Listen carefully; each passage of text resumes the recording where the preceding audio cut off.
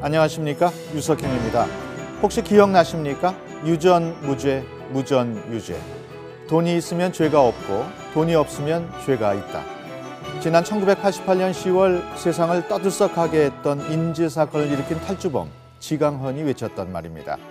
500여만 원을 훔친 죄로 17년형을 살아야 했던 지강헌은 사람에 따라, 돈에 따라 달라지는 법치국가의 불평등에 절규하면서 스스로 생을 마감했습니다. 그로부터 28년이 지났습니다. 한 탈주범이 외치던 유전 무죄, 무전 유죄는 이제 우리 사회에서 사라졌을까요? 지난 2013년 9월 김포공항 한복판에서 벌어진 어느 회장님의 신문지 폭행 사건입니다. 국민적 공분은 극에 달했고 가해자인 블랙야크 강태선 회장의 사과로 사건은 잘 마무리된 줄 알았습니다. 그런데 우리 모두가 놓친 사실이 하나 있었습니다. 이 폭행 사건이 보도된 30일, 그날 오후였습니다. 방송 나간 날 그날 바로 간 겁니다. 임원분이 오셔가지고 다른 지점장님이 그쪽 차를 타라 그래가지고 그 차 타고 어디로 계속 가더라고요. 근데 지금 어디 가는 거예요? 그러니까 빨리 어디로 따라가라고 해서 올라가니까 거기 그 회장님하고 다 있더라고요. 영문도 모르고 따라가 도착한 곳은 다름 아닌 가해자가 회장으로 있는 블랙야크 본사였습니다. 그곳에는 전날 자신을 폭행한 강 회장, 그리고 강 회장이 이용하려던 대형 항공사 대표, 피해자가 소속된 항공사 협력업체 대표가 기다리고 있었습니다. 아이고, 참 마음고생 많이 했죠. 임원 하다가 영세하신 분들 사장으로 해가지고 하는 협력업체거든요, 대부분이요. 그러다 보니까 이제 우리 쪽 사장님도 또 이제 잘 보여야 되고 그런 입장이다 보니까 어떻게든 잘 마무리하려고 하는 그런 게 있죠. 그리고 그곳엔 한 사람이 더 있었습니다. 그냥 기자가 와 있더라고요. 남자분 기자 카메라고 얘기 중에 계속 사진을 찍더라고요. 하고 이제 셋이 이제 회장이랑 사진 찍고 저희랑 같이 사진 찍고 그래서 화해하는 제스처를 해가지고 사진을 찍었거든요. 기록이라도 하듯 카메라 플래시는 쉴 새 없이 터졌지만 정작 사과는 형식적이었습니다. 내가 자네한테 미안하게 됐네. 날 이해해주고 용서해주게. 앉아서 뭐 자네한테 미안하다 이런 식으로 반말을 진짜는 안 붙였던 것 같은데 그냥 어떻게 보면은 많이 이용당한 거죠. 지금 생각해보면 그렇더라고요. 이제 그쪽 업체들 측에서는 서로 잘 화해했다는 거를 저를 데리고 가서 이제 사진 찍고 그런 걸 해서 이제 잘 마무리하려고 했던 것 같아요. 이것이 피해자가 기억하는 만 하루 만에 끝난 초고속 합의의 전말입니다. 폭행 사건은 당사자 간 합의가 이루어지면 처벌이 불가능하다는 사실도 나중에서야 알았습니다. 이후 피해자는 도망치듯 스스로 회사를 떠났습니다. 다른 쪽 부서를 바꿔준다고 했었는데요. 제가 일단은 이제 어차피 제 회사도 좀 이제 정이 떨어졌고 그래가지고 제가 건뒀죠. 동료들 이제 인사도 못하고 나왔으니까 이제 대충 내용은 아는데 동료들도 어쩔 수 없이 뭐 의뢰입장이에요. 최철원 사장이 한 대 100만 원씩이다. 20대 가져야 한다고 하면서 계속 때렸어요. 제가 공항 만나고 계속 저기를 거부하니까요. 그럼 지금부터 300만 원씩이다 한 대. 그러면서 3대를 더 가격을 했어요. 거기서. 저 때문에 이렇게 좋지 않은 일이 벌어져서 사회적으로 시끄럽게 돼서 굉장히 죄송하게 생각합니다. 1심에서는 실형 1년 6개월이 나왔지만 항소심의 판단은 집행유예 3년으로 최 전 대표는 구속기소 석 달 만에 풀려났습니다. 그리고 5년이 흘렀습니다. 지난 1월 SK 창업주 최종건 회장의 부인 노순애 여사의 빈소에서 최 전 대표는 기자들 앞에 자연스럽게 모습을 다시 드러냈습니다. 이제 모든 게 제자리로 돌아가는 듯해 보입니다. 그렇다면 피해자 유 씨는 과연 어떻게 지내고 있을까요? 주변과는 이미 연락을 끊은 상태였습니다. 연락이 안 되고요. 네. 하여튼 수소문을 해서 그 분한테 기자분 전화번호하고 이런 취재 거기에 전달될 수 있도록 하면 돼요. 네. 수소문 끝에 확인한 결과 유 씨는 이미 오래전 주소와 전화번호 등 신상을 바꾸고 사실상 어디선가 숨어 지내고 있었습니다. 여러 가지 뭐 생활적으로나 뭐 정상 생활이 안 되고 뭐 스트레스를 많이 받고 있다고 뭐 공개적으로 이렇게 언론사나 하는 게 싫다. 그래서 조용히 좀 해줬으면 좋겠다. 지금 좀 연락을 끊고 이렇게 뭐 좀 어디 그 잠적 비슷하게 이렇게 숨어 있더라고요. 지난 5일 검은 양복 차림의 또 다른 피해자가 우리를 찾아왔습니다. 어렵게 제보를 결심했다는 이 남성은 앉자마자 그간의 울분을 쏟아냈습니다. 뭐 X는 그냥 뭐 그냥 다간사고 이 새끼는 뭐 그냥 수도 없이 많이 하는 거야. 병 날라오고 그냥 소리 지르고 키가 굉장히 커요. 앞시트 그냥 발로 그냥 차요. 뻥뻥 차요 그냥 거기 있는 것 자체가 저는 비참했어요 그냥 처음부터. 무거운 마음으로 다시 이 피해자의 이야기를 들어봐야겠습니다.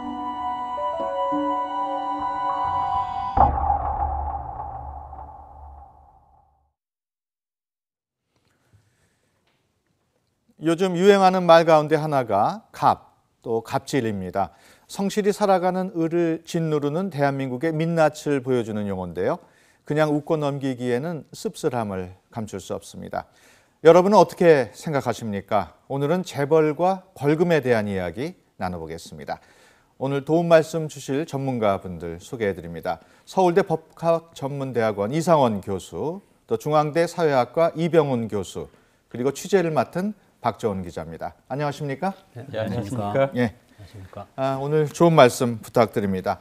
시청자 여러분도 방송 보시면서 샵 0024로 여러분의 다양한 의견 보내주시기 바랍니다. 보내주신 분 가운데 추첨을 통해서 모바일 상품권을 드립니다.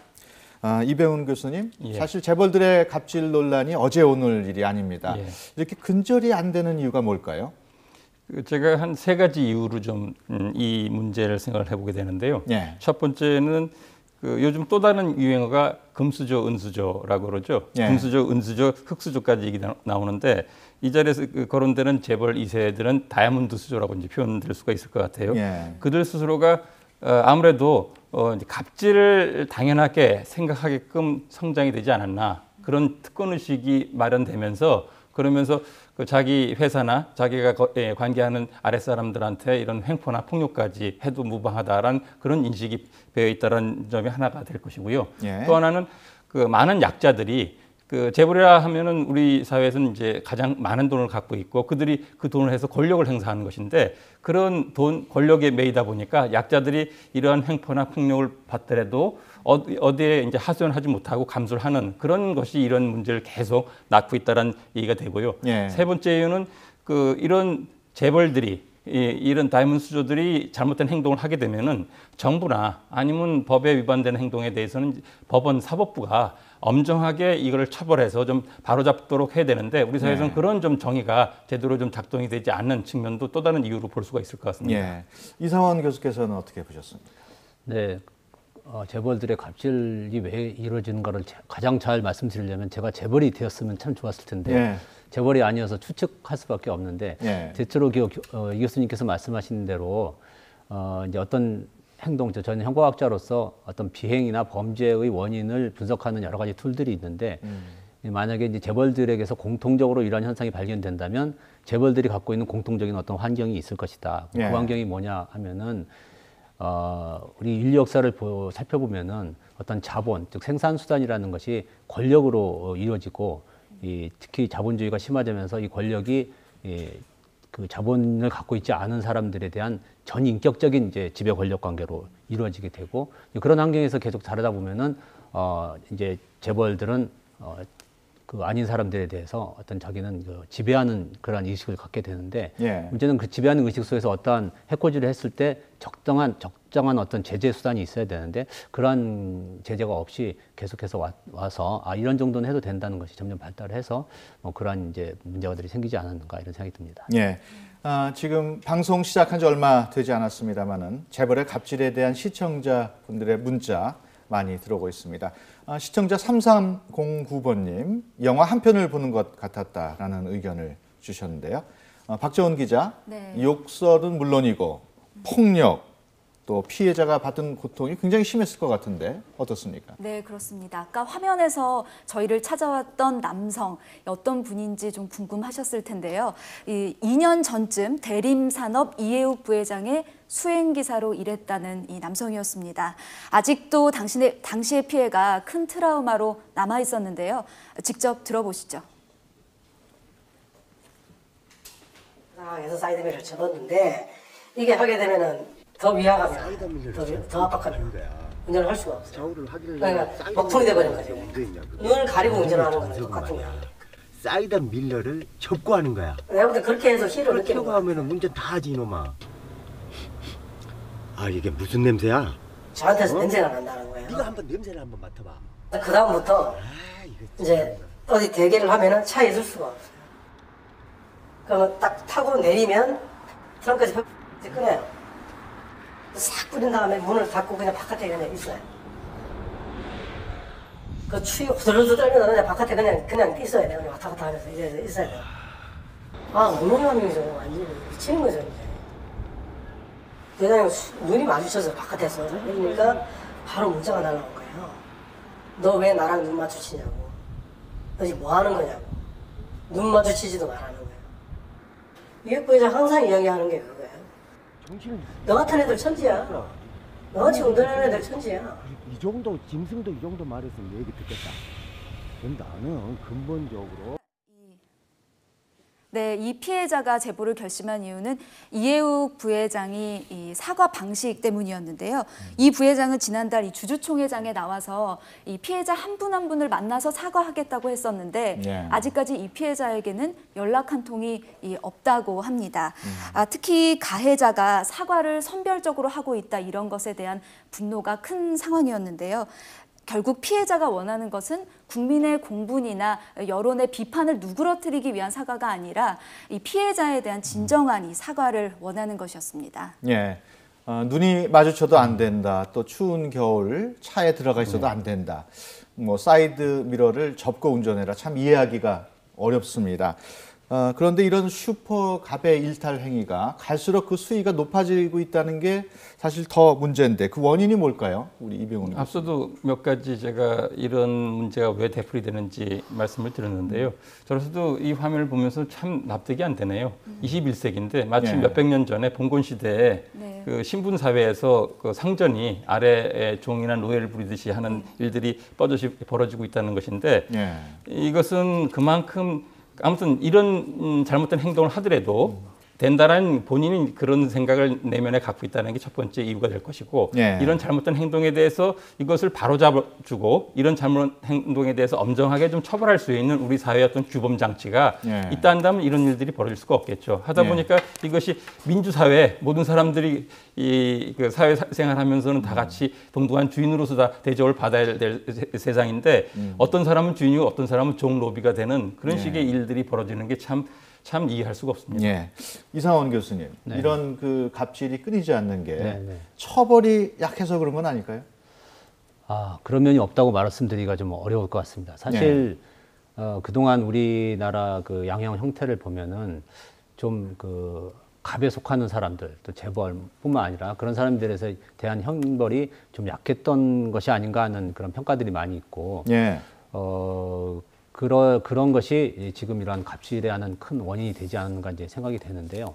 다만 최근에 우리 이 제도가 이제 양형 기준 제도를 만들고 또 그 영향하에서 법원에서도 이제 재벌에 대해서 좀 강하게 형벌을 내리려고 하는 것이 지금 어떤 하나의 그 트렌드처럼 보여지기도 합니다.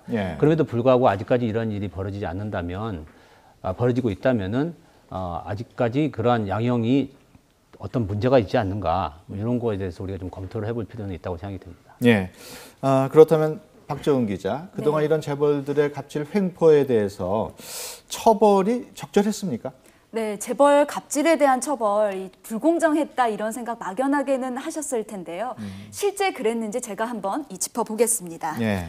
먼저 제 뒤로 이 기사부터 시작해 보겠습니다. 17년 전이죠. 1994년 1월 23일 동아일보 31면입니다. 이 제목을 보시면 어떤 사건인지 짐작이 가시는 분도 있으실 텐데요. 이른바 건방지게 프라이드 사건. 이 등장인물은 재벌 자제 2명입니다.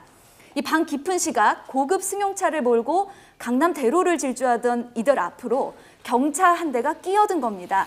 그러자 화가 난 나머지 급기야 경차 운전자와 동승자를 집단 폭행하게 이릅니다. 이 도로변에 있던 화분과 이 벽돌을 동원했을 정도로 폭행 수위도 높았다고 합니다. 당연히 가해자 2명 구속 기소됐고요. 1심에서 실형을 받았습니다. 그런데 2달 뒤 2심 재판에서 결과가 뒤집힙니다. 둘 다 집행유예로 풀려난 겁니다. 이 사건 자체도 어이가 없었지만 처벌도 납득하기가 어려웠는데요. 그렇다면 최근 10여 년 동안은 어땠을까요? 네, 이제는 제 옆으로 좀 더 낯익은 주인공들을 한번 불러보겠습니다. 네, 2004년 전 영남재분 회장 부인의 청부살인 사건, 2007년 하나 김승현 회장의 보복 폭행, 2010년 최철원 전 M&M 대표의 맥값 폭행, 그리고 2014년 조현아 대한항공 부사장의 땅콩 회항 사건이 터졌습니다. 1심에서는 다들 실형을 선고받고 교도소 철창에 갇혀서 죗값을 받는 듯 했는데요. 2심에서는 하나같이 집행유예로 풀려나 버렸습니다. 특히 청부살인을 지시한 이 회장님의 사모님은 무기징역을 받고도 형 집행정지로 호화 병원 생활을 누렸죠. 이런 처벌, 과연 국민들은 어떻게 생각했을까요? YTN 국민신문고는 여론조사 기관인 리얼미터에 의뢰해 전국 성인 남녀 500명에게 물어봤습니다.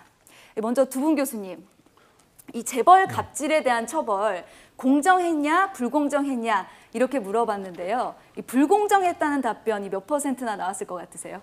네, 법원의 판결이 잘못됐다는 것 같은데 한 70% 이하로만 나오면 법원은 감사해야 되지 않을까 이런 생각이 좀 듭니다. 네. 네, 이병훈 교수님 어떠세요? 상당수의 국민이 네. 오늘 다루는 유전무죄, 그만큼 잘 사는 사람, 그 부자들한테는 우리 법이 좀 송방망이처럼 너무 좀 관대하지 않았는가라는 그런 생각을 할 텐데요. 그렇게 좀 그 반응이 나왔지 않았을까 판단하는데요. 네, 이제 결과를 공개하겠습니다. 이 결과는 저희가 예상한 수치를 훨씬 웃돌았습니다.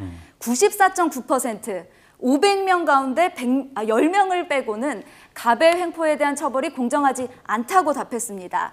이 재벌들의 갑질이 일어날 때마다 국민적 공분도 계속됐고 이 기업 스스로 문화를 바꾸자는 자정 움직임도 있었지만 그때뿐이었고 바뀌지 않고 있습니다. 이제는 강력한 법적 제재 방안이 마련돼야 하지 않을까요? YTN 국민신문고는 이 재벌들의 갑질 횡포에 대한 여러분의 추가 제보를 기다리고 있습니다. 휴대전화 문자 샵 0024 그리고 유선전화 02398-8687 휴대전화 문자 샵 0024 또 유선전화 02398-8687로 참여해 주시기 바랍니다.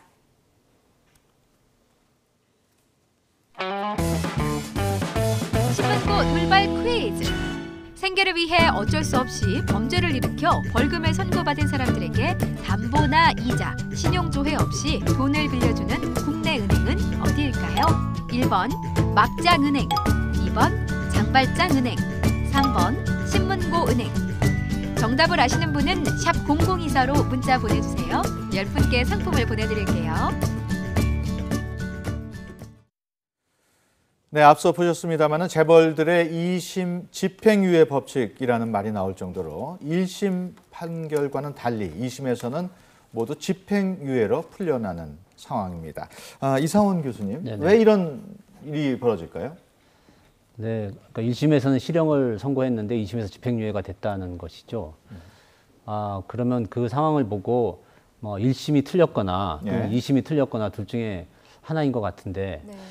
1심과 2심에서 우리가 국민의 여론이라는 팩터를 한번 좀 생각해 볼 수 있는데 보통 예. 사건이 벌어지고 1심까지는 시간이 얼마 흐르지 않았기 때문에 국민들의 비난 여론이 굉장히 강한 상태일 것이고 예. 2심은 이제 시간이 좀 흐른 다음이니까 국민의 비난 여론이 좀 약한 것인데 만약에 1심 판결은 제대로 실형을 했는데 2심 판결이 집행유예를 했다 한다면은 국민의 비난 여론이 약화된 틈을 타서 판사님들이 봐줬다 이런 의혹도 한번 있을 수가 있고요.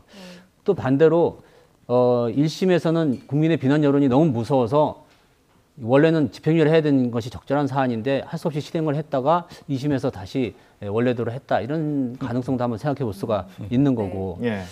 그런데 이제 제3의 가능성도 하나 생각해 볼 수 있는데요.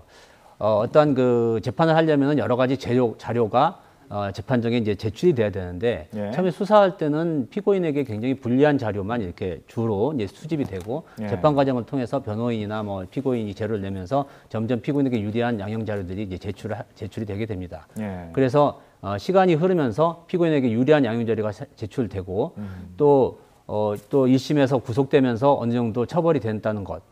그다음에 저 피해자들의 어떤 처벌 욕구가 좀 약해졌다는 이런 것들이 고려돼서 이제 형벌이 좀 약화되는 그런 가능성도 예. 한번 생각해 볼 수 있겠습니다. 예. 이 교수님 보통 집행유예로 풀려나는 재벌들이 많은 것 같은데 네네. 우리 일반 사람들이 생각했을 때 집행유예 하면은 네. 조금 약한 처벌이 아닌가 이렇게 생각하는 경향이 있거든요. 네. 어떻습니까? 일반인들은 그렇게 생각하는데 사실 우리 법에 의하면 집행유예는 자유형의 일종이어서 자유형이 벌금형보다 이제 중한 형벌로 이렇게 법이 정해져 있고 예. 또 사실 집행유예를 받더라도 유예기간 동안에 다른 범죄를 또 저지르게 되면 다시 실형을 살아야 되는 그런 불리감이 있습니다. 그래서 집행유예가 일반적으로는 좀 무거운 범죄다 이렇게 무거운 형이다 생각할 수 있겠는데 근데 제가 사회자님께 하나 여쭤보고 싶은데 만약에 당신이 10억을 벌금을 내겠소 아니면 징역 1년을 살겠소 하면은 어떤 선택을 하시겠습니까? 그래도 좀 생각을 해봐야 되겠죠. 생각을 해봐야 되겠죠. 네. 우리 법에 의하면 당연히 중한형인 실형을 안 살고 이렇게 벌금을 내야겠다 이렇게 하겠지만 그러나 점점 이렇게 우리 자본주의가 심해지면서 돈이라는 가치가 굉장히 중요하기 때문에 돈에 대한 그 가치를 점점 중요하게 생각하기 때문에 예. 이런 벌금형이 점점 더 중하다 이런 생각을 하게 되는 결과가 될 수 있게 되겠습니다. 그래서 이제 국민들이 벌금형이 집행유예보다 좀 더 센 거 아닌가 이런 생각이 될 수 있을 것 같습니다. 그 재벌들의 갑질에 대해서 주로 벌금형이 내려지지 않습니까? 그런 벌금형이 효력을 지니려면은 벌금 액수를 한층 올리는 건 어떻습니까? 네, 그게 아주 좋은 방법인데요. 지금 사회자님은 10억 가지고 고민을 하셨는데 예컨대 내가 엄청난 부자다 그러면 10억은 고민도 안 하는 것이죠. 그러니까 그 효과가 벌금의 효과가 있으려면 돈이 많은 사람들한테는 큰 막대한 벌금을 내리는 것이 효과가 있을 것 같습니다. 예. 이배훈 교수님은 예. 벌금 액수를 올리는 방안 어떻습니까? 저는 사실 이 교수님처럼 이제 법학을 하는 사람이 아니고요. 이제 갑질 내지는 가불관계 문제가 그동안 계속 제기되면서 하나의 그 문제를 풀기 위한 주요한 해법으로 논의가 된 것이 징벌적 손해배상이라는 것이 있습니다. 예. 미국 같은 사회에서는 기업이 이를테면 불공정 거래라든가 아니면 환경에 큰 오염을 안겨주는 그리고 또 상류층에서 사회적으로 굉장히 좀 문제되는 행동을 했을 때 그 기업이 아예 문을 닫도록 하는 징벌 효과를 일벌백계처럼 주는 그런 이제 제재 수단이 있어서 그만큼 미국의 어떤 좀 시장이 공정화된다든가 아니면 좀 정의를 좀 유지할 수 있는 그런 하나의 이제 제재 장치가 되는데 우리 사회에서는 그 벌금이나 기존에 있는 형사제도에 대한 여러 좀 개선도 필요하겠지만은 보다 좀 일벌백계를 확실하게 좀 세울 수 있는 그런 좀 제재 수단을 우리가 찾는 것도 필요하지 않을까라는 의견을 드립니다. 예. 두 분 말씀을 정리해 보면은 지금 법 체계에서 재벌들의 갑질을 징역형으로 처벌하는 것은 쉽지 않다 이런 얘기로 들리는데요. 그렇다면은 다른 나라는 어떨까요? 안보라 앵커. 네, 여러분 혹시 자동차 과속으로 부과받을 수 있는 벌금의 최고액은 어느 정도일까요? 100만 원? 200만 원? 좀 갸웃하시죠? 자, 제가 사례를 좀 소개하겠습니다. 스위스로 가보시죠.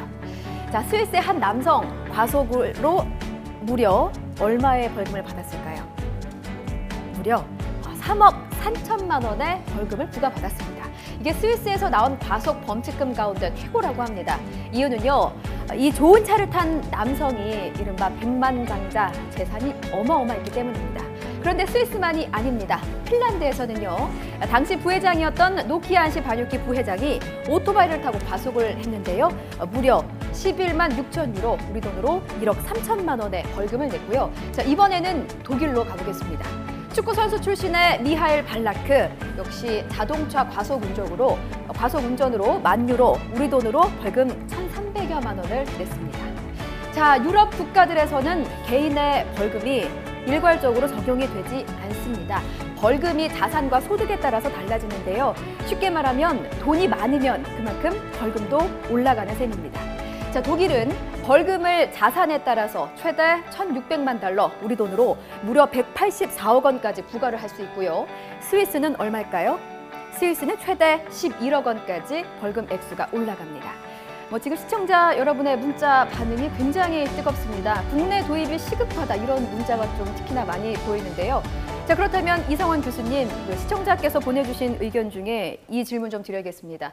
이렇게 자산과 소득에 비례해서 벌금을 매기는 방식, 돈을 좋아하는 재벌들에게 따끔한 처벌이 되지 않겠느냐는 문자들이 좀 오고 있거든요. 교수님 어떻게 보십니까?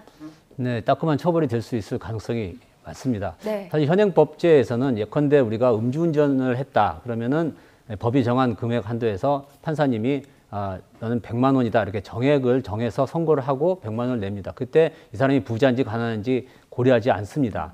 그래서 가난한 사람은 100만 원이 엄청난 돈이지만 부자에게는 거의 껌값이겠죠.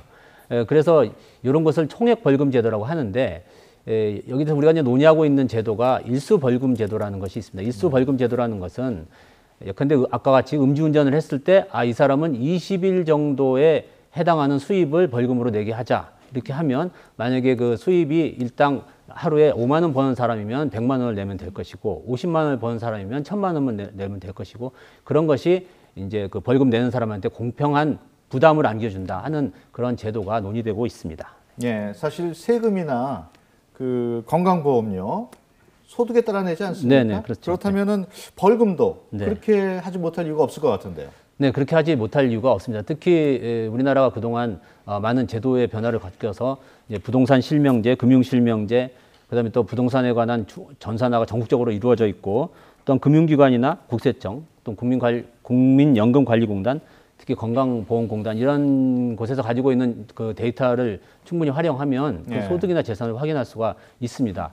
그러나 이러한 자료를 가지고도 아직 정확한 소득과 재산을 확인하기는 좀 어렵고, 특히 외국에서 일수벌금 제도를 시행하고 있는 나라에서도 특히 이제 고소득자나 자영업자에 대한 소득 파악이 좀 어려움을 겪고 있습니다. 그래서 이거를 그대로 도입하는 데는 좀 여러 가지 논의가 좀 필요한 그런 상황입니다.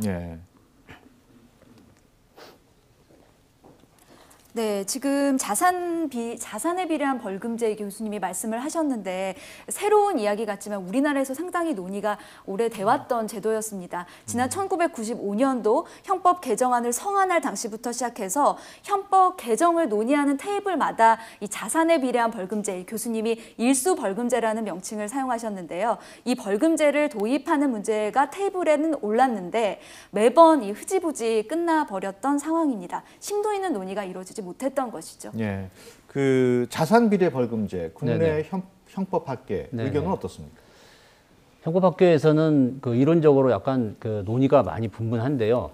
전체적으로 도입을 하는 것이 좋겠다는 찬성론이 우위를 차지하고 있고, 현재는 반대론도 절대적으로 안 된다는 게 보다도 현실 여건상 좀 어렵다, 그런 정도의 논의가 이루어지고 있습니다. 그럼 교수님 말씀은 찬성론이 훨씬 더 대세론이다, 이렇게 봐도 될까요? 네, 적어도 학계에서는 그렇게 보시면 됩니다. 재벌의 갑질을 처벌하기 위한 자산 비례 벌금제, 시청자 여러분은 어떻게 생각하십니까? 그런데 벌금제 개혁이 필요한 또 다른 이유가 있다고 합니다. 화면으로 만나보시죠. Who you are. Here's Jean Valjean.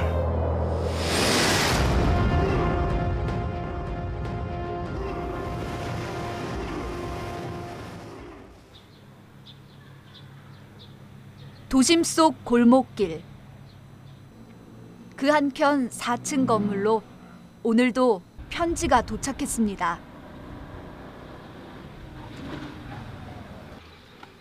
발신지는 시골의 어느 우체국이거나 사서함. 우체국이나 사서함 이런 주소는 다 어디서 오는 편지들인가요? 그래서 대부분 뭐 교도소 쪽에서 오는 거죠. 그렇죠. 정발장은 매일 오죠. 모두 캄캄한 교도소 혹은 구치소에서 보낸 편지들입니다.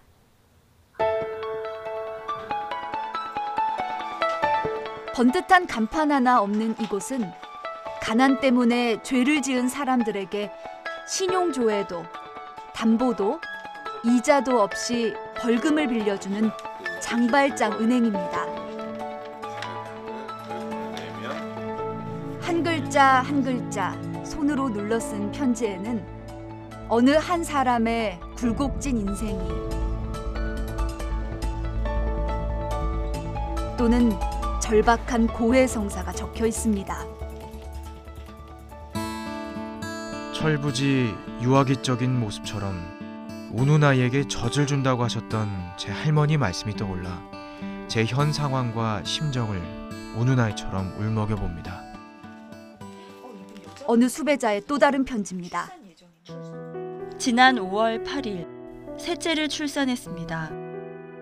남편은 갑작스럽게 2월에 수감이 됐고 만삭의 몸으로 일을 할 수 없을 때 벌금 통지서가 나왔어요. 새 아이를 두고 벌금 때문에 구치소도 갈 수가 없습니다. 부디 새 아이를 잘 보살필 수 있게 도와주세요. 올해 36살, 새 아이 엄마라고 소개한 이 여성은 벌금 100만 원을 내지 못해 이곳의 문을 두드렸지만 끝내 연락이 닿지 않았습니다.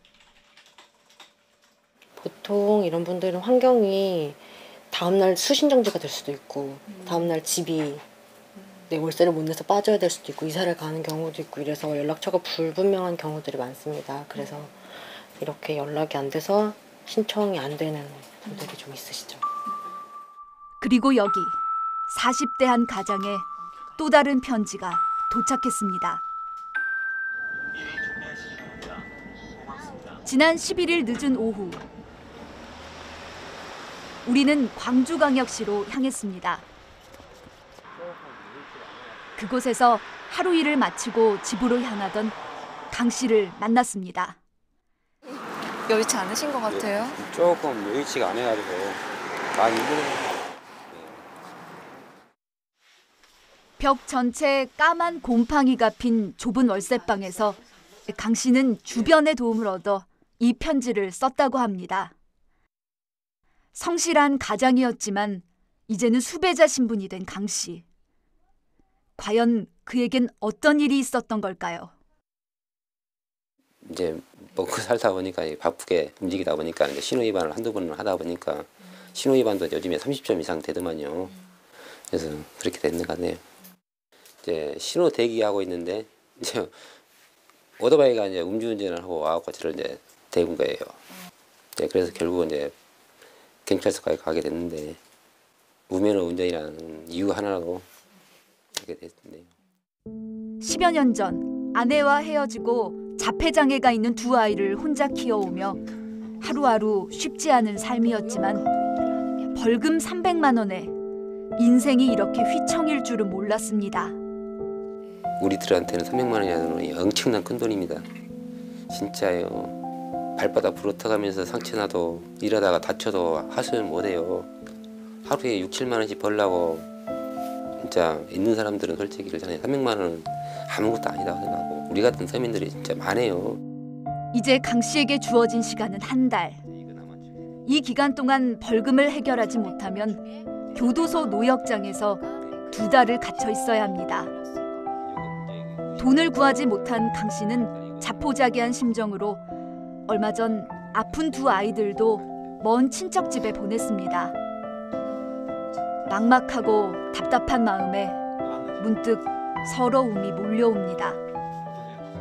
죽을 고비도 많이 넘겼습니다. 죽으려고 막 몇 번 얘기를 했고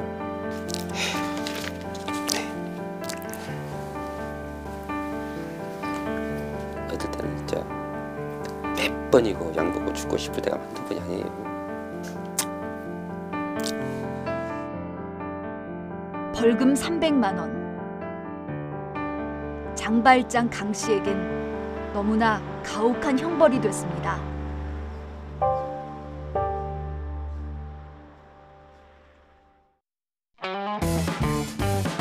신문고 돌발 퀴즈.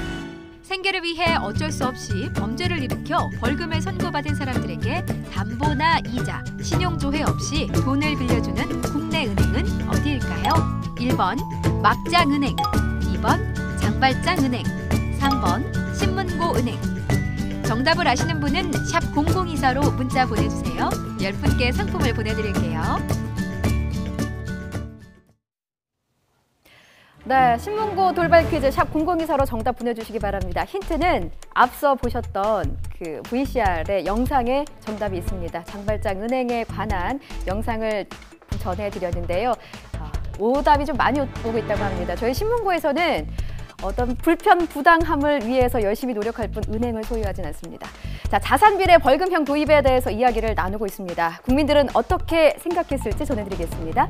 YTN 국민신문고와 리얼미터가 함께 전국 19세 이상 남녀를 대상으로 조사를 해봤습니다. 자세한 사항은 리얼미터 홈페이지에서 확인해 보실 수 있습니다.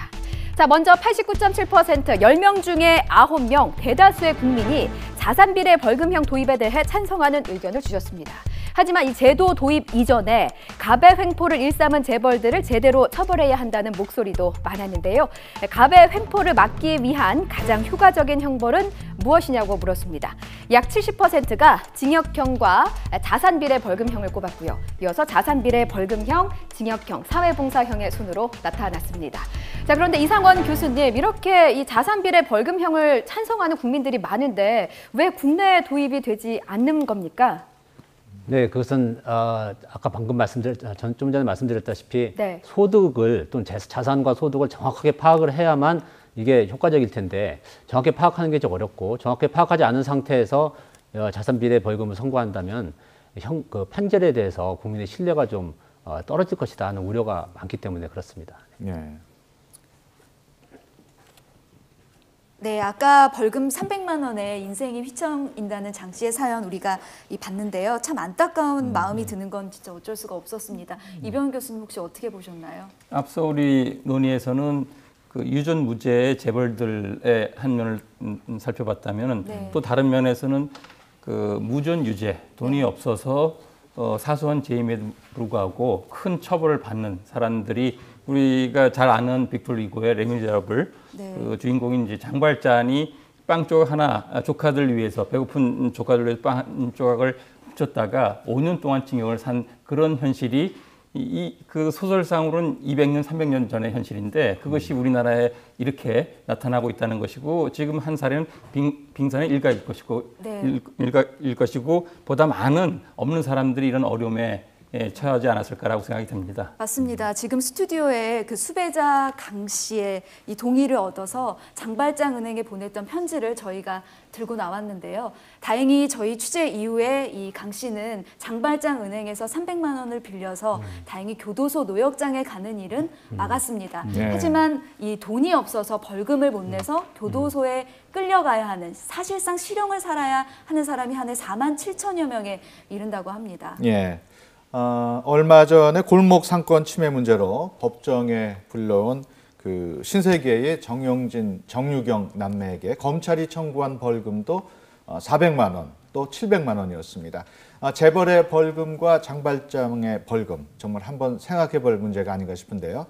이상환 교수님, 네네. 현행 그 법 체계에서 벌금형이 가진 근본적인 문제점, 뭐가 있을까요? 네, 여러 가지 문제가 있겠습니다만 가장 근본적인 문제는 현행 벌금형 제도는 총액 벌금 제도인데 동일한 금액이 부자와 가난한 사람들에게 주는 어떤 그 효과가 매우 다르다는 데 있습니다. 네. 이것을 희생평등 원칙에 반한다 이렇게 표현을 하고 있습니다. 그것이 가장 근본적인 문제라고 할 수 있겠습니다. 그러니까 가난한 사람들한테 너무 무거운 형벌이고 부자들에게는 형벌이 안 된다. 이렇게. 형벌이라고 할 수도 없는 네. 그러한 문제가 가장 심각한 문제로 이제 지적되고 있습니다. 예. 그 사회적으로 관심이 큰 대형 소송 사건이 생기면 속된 말로 쩐의 전쟁이라는 말을 쓰기도 합니다. 같은 죄라도 누가 돈을 많이 지불해서 영향력 있는 변호사를 고용했느냐에 따라서 벌금이 달라지는데요. 벌금 제도 자체에 어떤 그 불평등 요소 같은 건 없을까요? 벌금 제도 자체도 좀 불평등하지만은 문제는 또 그 돈 있는 유전 무죄의 또 다른 한 단면을 보여준다고 생각했는데요. 재벌이나 상류층이 그들이 갖고 있는 많은 돈을 갖고 유능한 변호사를 사서 자기의 죄를 좀 더 낮은 처벌로 그렇게 해명을 해주거나 그렇게 역할을 해주도록 하는 그런 현실이 사실 돈 없는 사람들한테는 그런 변호사를 살 수 없는 현실하고 크게 대비가 되는 것이죠. 네. 재벌들의 갑질 횡포에 대한 여러분의 제보 또 다양한 의견을 받고 있습니다. 문자 샵 0024나 02-398-8687로 참여해 주시면 됩니다.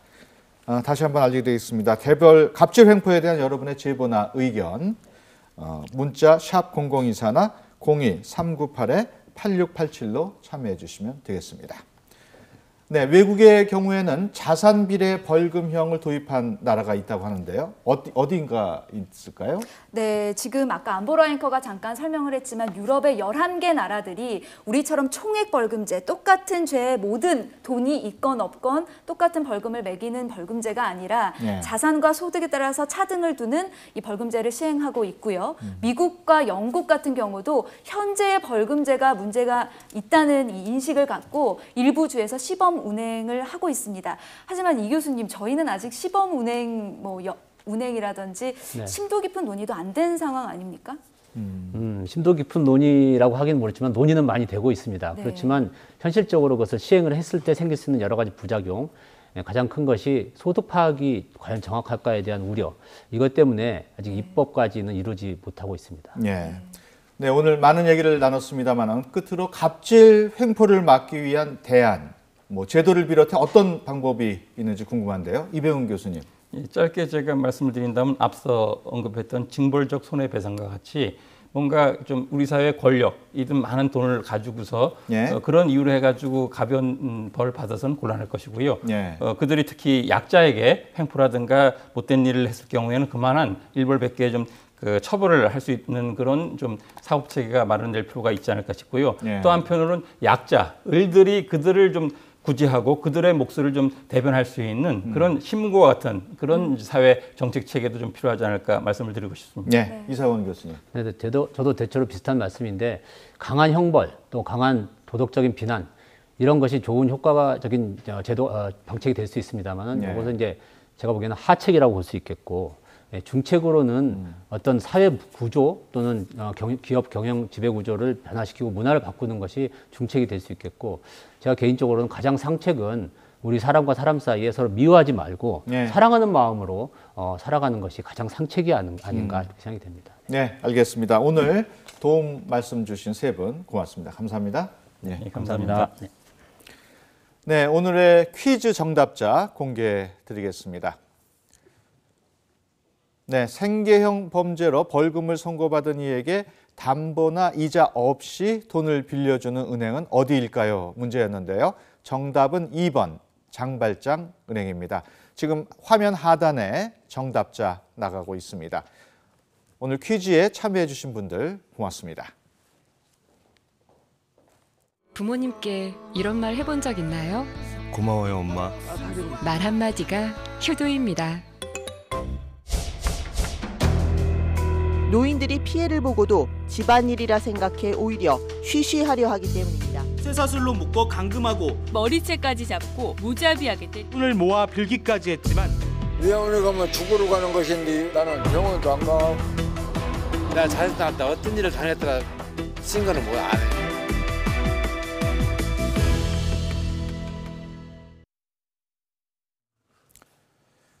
네, 시청자 여러분, 오늘 방송 어떻게 보셨습니까? 상생은 없고 갑질만 난무하는 사회, 과연 지속 가능할까요? YTN 국민신문고에서는 오늘 방송이 끝난 후에도 갑질의 횡포에 대한 제보, 그리고 시청자 여러분의 의견 받습니다. 대한민국에서 갑질이 퇴출되는 그날까지 YTN 국민신문고가 끝까지 추적 보도하겠습니다. 저는 다음 주에 뵙겠습니다.